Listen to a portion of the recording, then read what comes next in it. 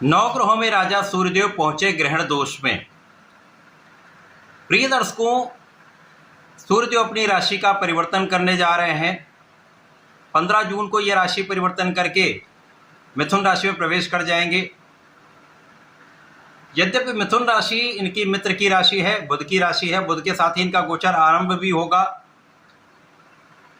जहां पर मिथुन राशि में प्रबल रूप से बुधादित्य योग तो अवश्य ही बन रहा है, परंतु सूर्य भी राहु की दृष्टि के प्रभाव में है तथा मिथुन राशि भी राहु की दृष्टि के प्रभाव में होने के कारण यहाँ पर प्रारंभिक समय में कुछ समस्या अवश्य उत्पन्न होगी। सूर्य का ये ग्रहण दोष निश्चित रूप से कहीं न कहीं कुछ अवरोध या समस्या अवश्य ही देने वाला है।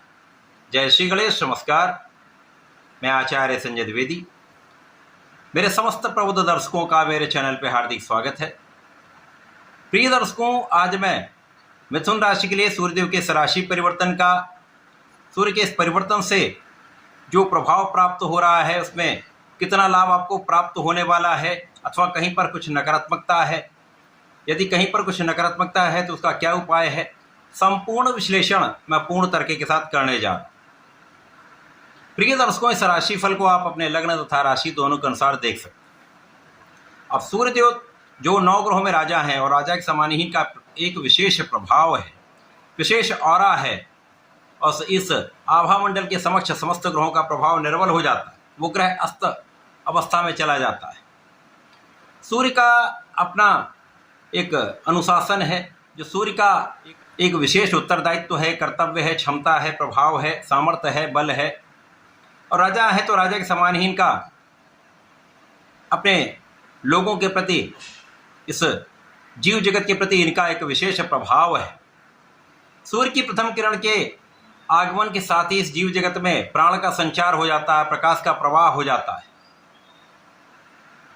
आत्मबल के कारक सूर्यदेव हैं, पिता के कारक सूर्यदेव हैं, शासन क्षमता, शासन तंत्र के कारक सूर्यदेव हैं, प्रशासनिक सेवाओं के कारक सूर्यदेव हैं। तो निश्चित रूप से सूर्य का परिवर्तन सदा ही अत्यंत महत्वपूर्ण होता है।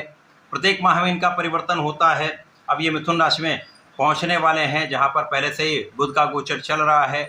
इस प्रकार से मिथुन राशि में सूर्य बुध का महाप्रबल बुधादित्य योग निश्चित रूप से बनने वाला है। प्रिय दर्शकों, मिथुन राशि के लिए लग्न में ये गोचर आरंभ हो रहा है और लग्न का प्रबल बुधादित्य योग महाबलवान स्थिति बनाता है। प्रारंभिक समय में सूर्य का बल कम होगा और बुध सूर्य के प्रभाव में है। साथ ही साथ सूर्य के साथ ये 21 जून तक रहने वाले 22 जून को ये राशि परिवर्तन कर लेंगे। बुध पर जड़ दोष का प्रभाव है। सूर्य प्रारंभिक समय उतने बलशाली नहीं होंगे और सूर्य ग्रहण का पूर्ण प्रभाव उस समय रहने वाला। तो जब तक सूर्यदेव 7-8 डिग्री तक नहीं पहुंच पाते हैं, तब तक राहु अपना संपूर्ण प्रभाव नकारात्मक रूप से देने वाले। अब राहु यहाँ पर गोचर कर रहे हैं, यहाँ से लग्न पर दृष्टि प्रभाव है, सूर्य पर भी है, बुध पर भी है, जिसके कारण प्रबल बुधादित्य योग के होते हुए भी इस समय में निर्णय लेने में कहीं ना कहीं कुछ समस्या उत्पन्न होगी। इसी प्रकार से समय में यदि आपने जल्दीबाजी में कुछ निर्णय लिया या बिना विचारे कुछ कार्य किया तो समस्या होगी। इस समय में सिर दर्द हो सकता है, अनिद्रा की समस्या हो सकती है, बिना कारण से तनाव हो सकता है और इस समय अज्ञात भय भी हो सकता है। इस समय में प्रारंभिक जो समय है, जब तक सूर्यदेव बलवान नहीं है, 0 डिग्री से लेकर 60 डिग्री तक पहुंचेंगे, तब तक इनमें बहुत अधिक बल नहीं होता है। जब सूर्य बलवान हो जाएंगे तो सूर्य राजा हैं, इनके समक्ष अन्य ग्रहों का प्रभाव निर्बल हो जाता है। तो ये ग्रहण का प्रभाव कम होता जाएगा और जैसे जैसे इनका बल बढ़ता जाएगा, राहु का दोष भी कम हो जाता है। तो इस समय में आपका आत्मबल उतना अच्छा नहीं होता है, बीच बीच में आपका जो मनोबल है वो गिरता है, फिर उठता है। तो ये समस्याएं हो सकती, फ्लक्चुएशन जो है ये मन को आपके द्रवित कर सकता है। आंखों से संबंधित कुछ समस्या हो सकती है। इसी प्रकार से इस समय में आप पूर्ण रूप से योग्य हैं, बहुत योग्य हैं, आपकी क्षमता बहुत अच्छी है, आपके अंदर नेतृत्व का गुण बहुत अच्छा है, आपकी वाणी बहुत अच्छी है, आपकी गणनाएं बहुत अच्छी हैं, आपका बुद्धि बल बहुत विशेष है, आप निर्णय लेने की क्षमता बहुत अच्छी रखते हैं, आप बहुत विवेकशील हैं। परंतु इस समय प्रारंभिक जो काल है उसमें आप इन सभी का पूर्ण उपयोग नहीं कर पाए। साथ ही साथ उतना परिश्रम भी आपसे नहीं हो पाएगा। किसी न किसी कारण से या किसी न किसी अवरोध के कारण आप अपना संपूर्ण प्रयास नहीं कर पाएंगे, तो ये भी आपको तनाव देने वाला होगा। उससे आपका कार्यक्षेत्र भी प्रभावित तो हो रहा है। कार्यक्षेत्र में आपकी योग्यता के अनुसार, आपकी क्षमता के अनुसार आपको लाभ नहीं मिल पाएगा। किसी के प्रकार से इस समय आप संतान के कारण कुछ चिंतित हो सकते हैं या अपनी शिक्षा के कारण कुछ चिंतित हो सकते हैं। शिक्षा में भी अवरोध या डावाडोल स्थिति बनी रहेगी। मन कभी बहुत अच्छा रहेगा, कभी मन बहुत डिप्रेस हो जाएगा, जिसके कारण आप पूर्ण रूप से कंसंट्रेट नहीं कर पाएंगे। तो विद्यार्थियों को बहुत सोच विचार कर समझदारी से समय चलना चाहिए।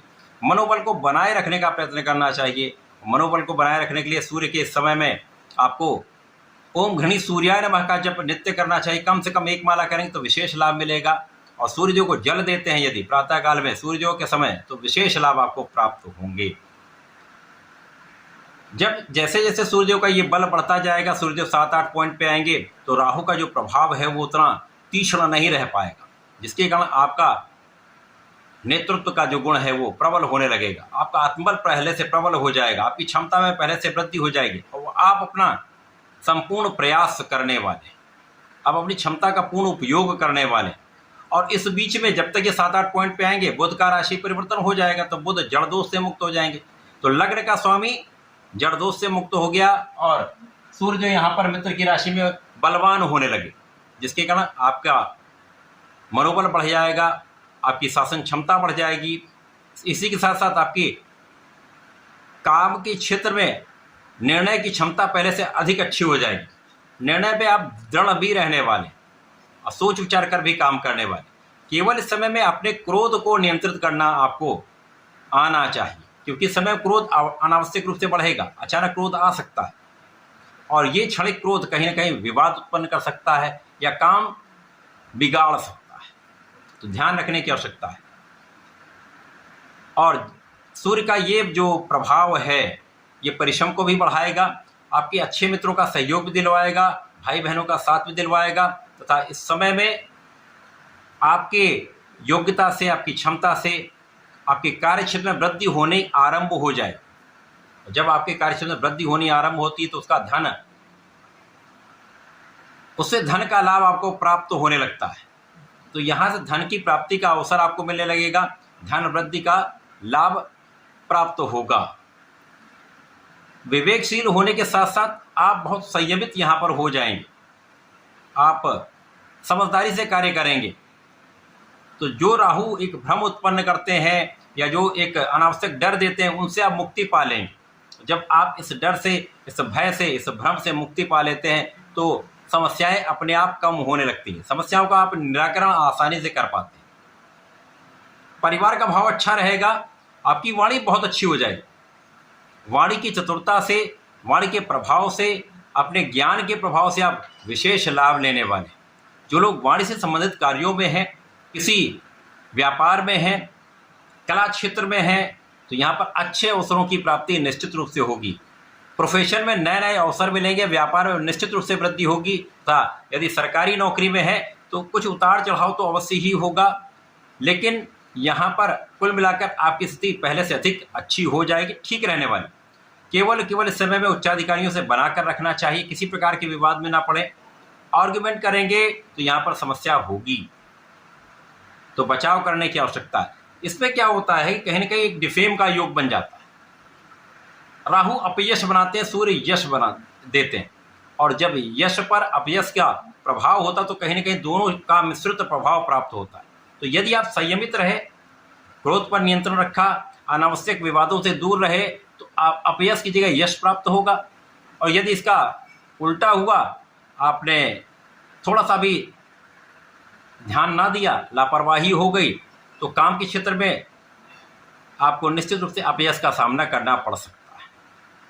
तो इस समय में आपको ध्यान रखने की आवश्यकता है, और इस समय का सदुपयोग करने के लिए सूर्य को जल देना ही है। मंत्र का जप करिए, गणपति जी की आराधना नित्य आवश्यक है। गणपति स्तोत्रम का पाठ करेंगे तो आपके सारे संकट कटेंगे, धीमे धीमे आपकी स्थिति अच्छी हो जाएगी, सुखों का आप उपार्जन कर पाएंगे, लाभ ले पाएंगे।